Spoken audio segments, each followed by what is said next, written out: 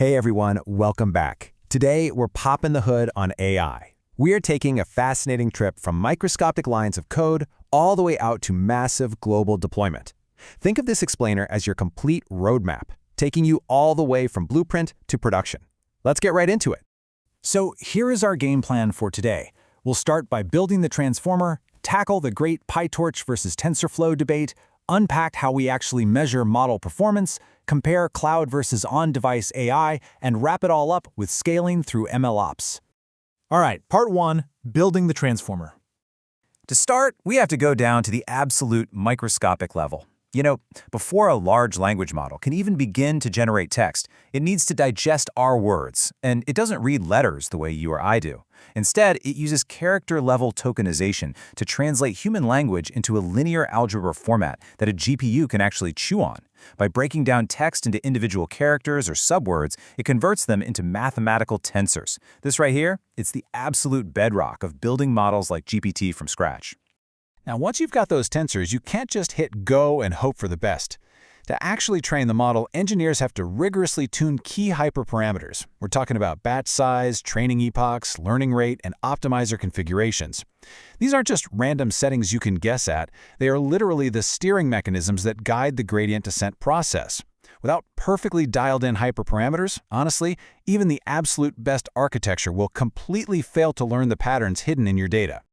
And here's where the magic really happens, the internal engine of the transformer architecture. It operates in these precise sequential steps. First, we map the embedding vectors. Then, we calculate the dot product attention. Step 3 is supercritical, scaling by 1 over the square root of dk, just to keep those mathematical gradients stable so they don't blow up.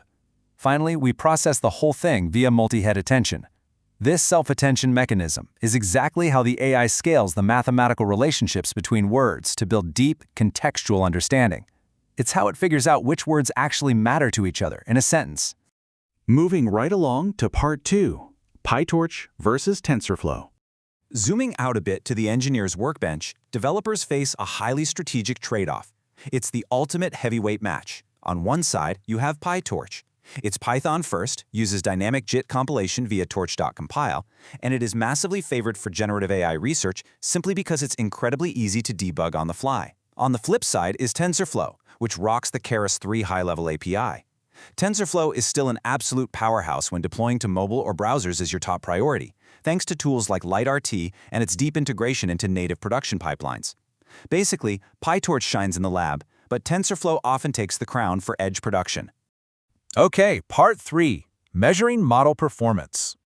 Once your model is built, it enters the testing matrix.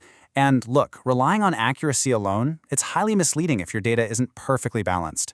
Think about it. If a hospital dataset has 95% healthy patients and your model just blindly guesses healthy every single time, it's technically 95% accurate, but completely useless in the real world. That's why engineers rely on metrics like precision, recall, and the F1 score. Precision minimizes false positives, perfect for avoiding annoying fake spam alerts. Recall minimizes false negatives, absolutely crucial for things like detecting actual fraud where a miss is dangerous. And the F1 score? That balances the two, which is vital for high-stakes, real-world stuff like healthcare and safety applications. But what if your model isn't just giving a simple yes or no answer? When it predicts a probability percentage, ROC-AUC is the precise mathematical tool we use. It scores the model from 0 to 1, figuring out exactly how well it balances true positives and false positives across different thresholds. It essentially helps engineers decide exactly where to draw the line for a positive result. So if a model says there's an 80% probability of fraud, ROC-AUC helps you prove if that score genuinely separates the real threats from the background noise. That brings us to part 4, cloud versus on-device AI. So, you've got a working model. Now where does it live? We're facing a massive architectural shift right now as we decide whether to deploy to centralized servers or local hardware. Cloud AI offers insane scalability, sure, but it introduces annoying network latency and some pretty hefty recurring infrastructure costs. Conversely, the industry is rushing toward on-device AI. By processing data locally on specialized chips like TPUs and NPUs, you literally get zero network latency. Even better, it ensures strict data privacy compliance for stuff like GDPR or HIPAA because that sensitive data never even leaves your phone. Plus, it drastically lowers your total cost of ownership at scale. Now, you might be wondering, can a small device actually handle heavy AI? The answer is a resounding yes. We're now seeing cloud-level accuracy right on the edge. Platforms like Pick-a-Voice are a great example. They utilize end-to-end optimization to achieve high-accuracy voice AI without having to rely on clunky post-training compression. By avoiding those generic open-source runtimes and optimizing the model specifically for the local hardware from the ground up, engineers can hit cloud-level accuracy entirely on a user's device. It is a massive game-changer for deploying models in the wild. And finally, Part 5, Scaling with MLOps. Let's zoom way out to the macro level. How do you manage a global AI factory without it falling apart? There are 4 foundational steps: data collection, model training, automated deployment, and continuous monitoring. This is MLOps. It bridges the gap between some isolated experimental script on a developer's laptop and live, bulletproof IT operations. It ensures models are reproducible, scalable, and constantly monitored. Just like standard software relies on DevOps, machine learning absolutely requires MLOps to survive in a real business environment. And why is that continuous monitoring such a big deal? 2 words for you: model drift. You definitely want to remember this concept. Model drift is the degradation of an AI's predictive power over time. It comes in 2 flavors. You have data drift, which happens when the real-world input data starts changing from what the model was trained on, like if consumer behavior suddenly shifts. And then there's concept drift, where the actual underlying relationship between the input and output changes entirely.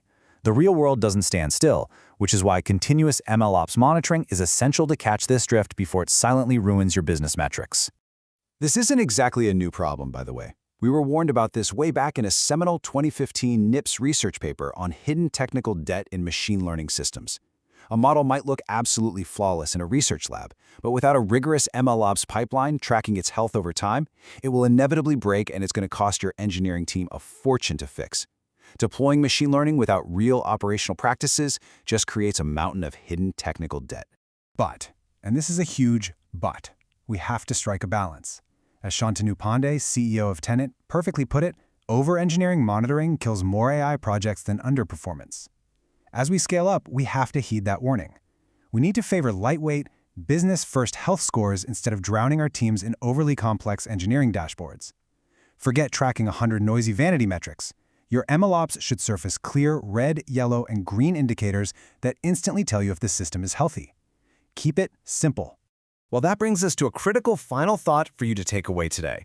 As the entire AI landscape shifts from these cloud-based experiments to localized, rigorously monitored MLOps pipelines, is your infrastructure actually ready to engineer the next generation of intelligence? Understanding the literal blueprint of AI is fascinating for sure, but applying it to build resilient, real-world systems, that is the true engineering challenge of our time. Think about how your next model will survive contact with the real world, and I'll see you in the next explainer.